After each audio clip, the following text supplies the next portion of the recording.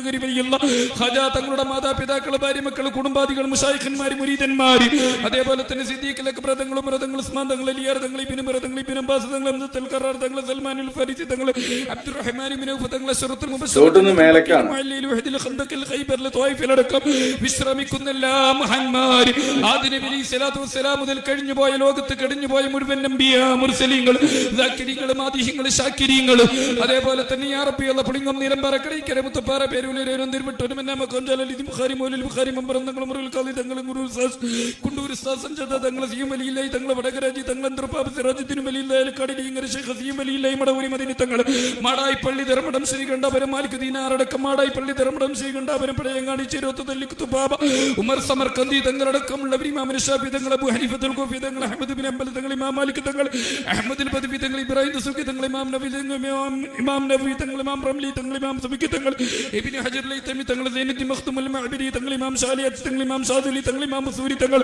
ഇമാം ബുഖാരി തങ്ങൾ, ഇമാം ബുഖാരി തങ്ങൾ, ഇമാം മുസ്ലിം തങ്ങൾ, അബൂ ദാവൂദ് തങ്ങൾ, ഇമാം മാജാ തങ്ങൾ, ഇമാം നിസായി തങ്ങൾ, ഇമാം തിർമിദി തങ്ങൾ അടക്കമുള്ളവർ, ഇമാം ഷാദുലി തങ്ങൾ അടക്കമുള്ള ഇബ്രാഹിം ഖദ്ദൂസി തങ്ങൾ, സൈനുദ്ദീൻ മഖ്ദൂം അൽ മഅബരി തങ്ങൾ അടക്കമുള്ളവർ, അതേപോലെ തന്നെ ഇരുപേരിലും അമ്പയിലും മക്കാവിലും ജലാദി ബുഖാരി മൗലിൽ ബുഖാരി തങ്ങളെ പള്ളിയിലടക്കം വിശ്രമിക്കുന്ന, നിലാമുറ്റത്ത് വിശ്രമിക്കുന്ന, സൂഫി ജയരുമാട് സഖാബ് തങ്ങൾ എരുമാട് വിശ്രമിക്കുന്ന, കുണ്ടങ്കേരിയിൽ വിശ്രമിക്കുന്ന, കുഞ്ചിലത്ത് വിശ്രമിക്കുന്ന, അമ്പട്ടിയിൽ വിശ്രമിക്കുന്ന, ഊട്ടിയിൽ വിശ്രമിക്കുന്ന, അമ്മാജൻ ബാബാജൻ അടക്കം മുരുകുമല്ലയിൽ വിശ്രമിക്കുന്ന, അതേപോലെ തന്നെ കാജൂർ നെട്ടിവയലിലടക്കം വിശ്രമിക്കുന്ന മുഴുവൻ മഹാന്മാർ, സിറാജുദ്ദീൻ വലിയുല്ലാഹി അലക്കാട് അടക്കമുള്ളവർ, ഇബ്രാഹിം ബാദ്ഷാ തങ്ങൾ, അബൂ തൈർ തങ്ങൾ, അബ്ബാസ് ബിൻ അബ്ദുൽ ഹക്കീം, ഡോക്ടർ സൈനുൽ അബീദീൻ തങ്ങൾ, അലി ഇബ്രാഹിം ബഷർ ഖദീം റാബി ഖദീജത്തുൽ കുബ്ര ഫാത്തിമ അലി ഫാത്തിമ മേർവാടി വാലൂക്ക് കാട്ടപ്പള്ളി കഞ്ഞിപ്പള്ളി മായംകുളത്തടക്കം വിശ്രമിക്കുന്ന 6666 ഏക്കറിൽ വിശ്രമിക്കുന്ന ആയിരക്കണക്കിന് പതിനായിരക്കണക്കിന് ശ്രോതാക്കൾ, സിക്കന്ദർ ബാദ്ഷാ തങ്ങൾ, സദഖത്തുല്ലാഹിൽ ഖൈരി തങ്ങൾ, മുത്തപ്പേട് ദാവൂദിലേക്കും തങ്ങൾ, ഷാവുൽ ഹമീദ് മീരാനു നഗൂരി തങ്ങൾ, ലുക്മാനുലേക്കും തങ്ങൾ അടക്കമുള്ളവർ,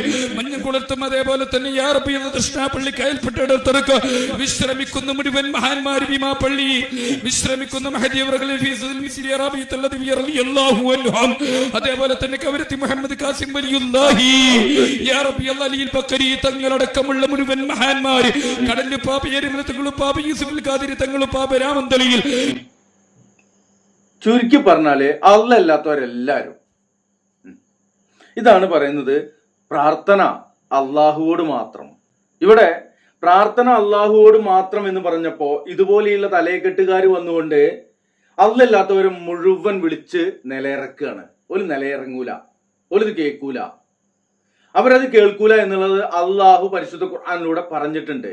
അവർ കേട്ടാൽ തന്നെ അവർക്ക് ഉത്തരം ചെയ്യാൻ കഴിയൂലെന്ന്. ഇത് നമ്മൾ കുറച്ച് മുമ്പ്, ഒരു വർഷം മുമ്പേ ഈ വീഡിയോ ഒന്ന് കാണിച്ചിട്ടുണ്ടായിരുന്നു. വീണ്ടും ഈ വീഡിയോ സോഷ്യൽ മീഡിയയിൽ വൈറലായപ്പോൾ പല ആളുകളും ഇത് അയച്ചു തന്നു. എന്തുകൊണ്ടാണ് ഇത് സംബന്ധമായിട്ട് വീഡിയോ ചെയ്യാത്തത്? അപ്പൊ ഇത് അയച്ചു തരുന്ന ആളുകൾ ചിലപ്പോൾ ഒരു പക്ഷേ മുൻപേ ഉള്ള വീഡിയോ കാണാത്തവരായിരിക്കാം നമ്മൾ ചെയ്ത, അല്ലെങ്കിൽ ഒരു വർഷത്തിന് ശേഷം നമ്മുടെ ചാനലിലേക്ക് വന്ന ആളുകളായിരിക്കാം. എന്തായാലും അവരോട് കൂടി പറയുകയാണ്, ഈ വീഡിയോ നമ്മൾ നേരത്തെ ഒന്ന് ചെയ്തിട്ടുണ്ടായിരുന്നു.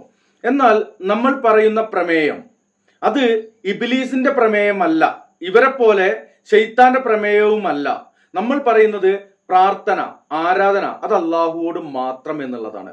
ദുആ ചെയ്യുക എന്നുള്ളത് അത് ഇബാദത്താണ്. ആ ഇബാദത്ത് അള്ളാഹ്ക്ക് മാത്രമേ ചെയ്യാൻ പാടുള്ളൂ. അള്ളാഹുവോട് മാത്രമേ പ്രാർത്ഥിക്കാൻ പാടുള്ളൂ. അള്ളാഹുവിൽ മാത്രമേ ഭരമർപ്പിക്കാൻ പാടുള്ളൂ. അള്ളാഹുവിനെ മാത്രമേ ഭയപ്പെടാനും പാടുള്ളൂ.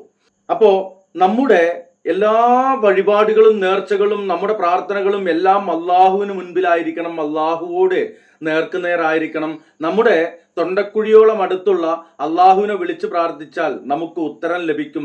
നിങ്ങൾ എന്നെ വിളിക്ക് ജനങ്ങളെ, നിങ്ങൾ എന്നെ വിളിക്ക് മനുഷ്യരെ, ഞാൻ നിങ്ങൾക്ക് ഉത്തരം ചെയ്യാമെന്ന് പറയുന്ന നമ്മുടെ കരുണക്കടലായ രക്ഷിതാവിനെ വിളിക്കുക, പ്രാർത്ഥിക്കുക. ഇത് പറയുമ്പോൾ ഇവര് ലോകത്തില്ലാത്ത പേരുകളൊക്കെ പഠിച്ചു വെച്ചുകൊണ്ട് അതിങ്ങനെ പാടിയിട്ട് അവരോട് ഇവര് സഹായം തേടും. എന്നിട്ട് ഓമനപ്പേരിട്ട് വിളിക്കും, ഇസ്തിഗാസ എന്ന്. അപ്പൊ പ്രിയമുള്ളവരെ, ഒരു കാര്യം കൂടി സൂചിപ്പിക്കാം. ഒരു പക്ഷേ ഈ വീഡിയോ ട്രൂത്ത് ആൻഡ് മിത്ത് എന്ന ചാനലിലാണ് വിടുന്നതെങ്കിൽ, റിയാക്റ്റീവ് വീഡിയോസിലാണ് നമ്മൾ മുന്നേ ചെയ്തിട്ടുള്ളത് എന്നുള്ള ആ ഒരു കാര്യം ഇവിടെ സൂചിപ്പിക്കുന്നുണ്ട്. ഇതുപോലെയുള്ള കാര്യങ്ങള് ഇതാണോ അള്ളാഹുവിന്റെ ഹബീബും ഹബീബിൽ നിന്ന് ദീൻ പഠിച്ച സ്വഹാബത്തും സ്വഹാബത്തിൽ നിന്ന് ദീൻ പഠിച്ച താബിഈങ്ങളും തബഉ താബിഈങ്ങളും ഒക്കെ ആയിട്ടുള്ള പൂർവ്വസൂരികളായ ആളുകൾ നമ്മെ പഠിപ്പിച്ചിട്ടുള്ളത്? അവരുടെ ഗ്രന്ഥങ്ങളിൽ എവിടെയെങ്കിലും ഇതുപോലെ വിളിച്ചു പ്രാർത്ഥിക്കാൻ എവിടെയെങ്കിലും രേഖപ്പെടുത്തിയിട്ടുണ്ടോ? അവര് അല്ലല്ലാത്തവരെ വിളിച്ചു പ്രാർത്ഥിച്ചതായിട്ട് എവിടെയെങ്കിലും ഇല്ലേ? കള്ള ഹദീസും ലൈഫായ ഹദീസും അല്ലെങ്കിൽ കെട്ടിയുണ്ടാക്കിയ ഹദീസുമായിട്ട് സ്ഥാപിക്കാൻ ശ്രമിക്കുമെന്നല്ലാതെ നേർക്ക് നേരായിട്ട് എവിടെയെങ്കിലും പറഞ്ഞിട്ടുണ്ടോ? അള്ളാഹുവിന്റെ കലാമ്, അള്ളാഹുവിന്റെ സംസാരമായ പരിശുദ്ധ ഖുർആന് അതിൽ എവിടെയെങ്കിലും ഒരു ആയത്തിലെങ്കിലും പറഞ്ഞിട്ടുണ്ടോ അല്ലല്ലാത്തവരെങ്ങനെ ആടി ഇരുന്നിട്ട് വല്ല മപ്പായമാര് ഫിറ്റായമാര് ഇരുന്നിട്ട് ഇങ്ങനെ വിളിച്ച് പ്രാർത്ഥിക്കണം, തേടണം, നിലയിറക്കണം, ഇസ്തിഗാസ ചെയ്യണം, സഹായം തേടണം എന്നൊക്കെ?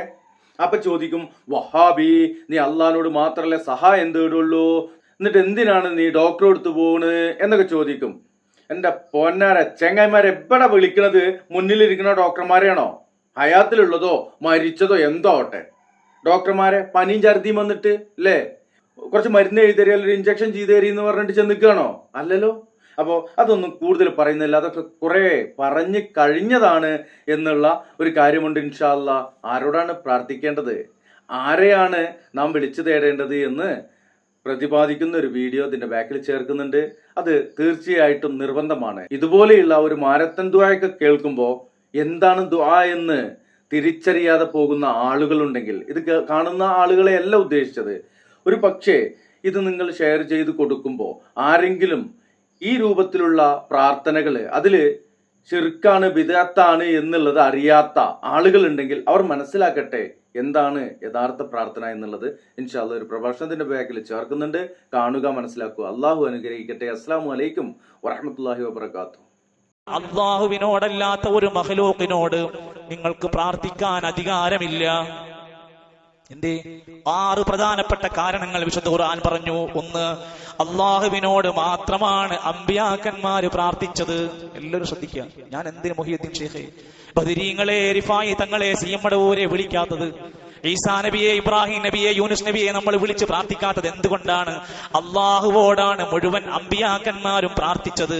2, അല്ലാതെ ഒരാളുടെ പ്രാർത്ഥന, അള്ളാഹുവിനോടല്ലാതെ ഒരാൾ പ്രാർത്ഥിക്കുന്നുവെങ്കിൽ അറിയണം അവരൊക്കെ ഇബാദുൻ അംസാലുക്കും, നിങ്ങളെപ്പോലെ ഉറക്കമുള്ള, മയക്കമുള്ള, ദുർബലതകളുള്ള അടിമകളാണ്.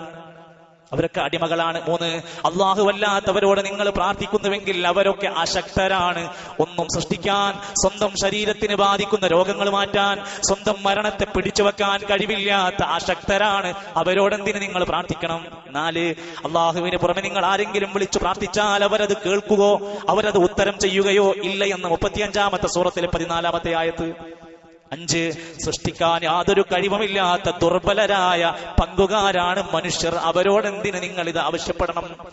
6-ാമത്തേത്, പ്രാർത്ഥനയ്ക്ക് ഉത്തരം നൽകാൻ കഴിവ് അള്ളാഹുവിനു മാത്രമാണ്. ഇതൊക്കെ പഠിച്ചാൽ നമ്മുടെ ജീവിതത്തിൽ ലഭിക്കുന്നൊരു ആശ്വാസമുണ്ട്. പിന്നെ നമ്മൾ മറ്റൊരാളുടെ വലയങ്ങളിലേക്ക്, മറ്റൊരു ചൂഷണത്തിലേക്ക്, മറ്റു അബദ്ധങ്ങളിലേക്ക് നമ്മൾ പോവാതിരിക്കാൻ ഖുർആൻ നമ്മളെ പഠിപ്പിക്കുന്ന ഈ ബോധത്തിലേക്ക് നമ്മൾ കടന്നു വരണം.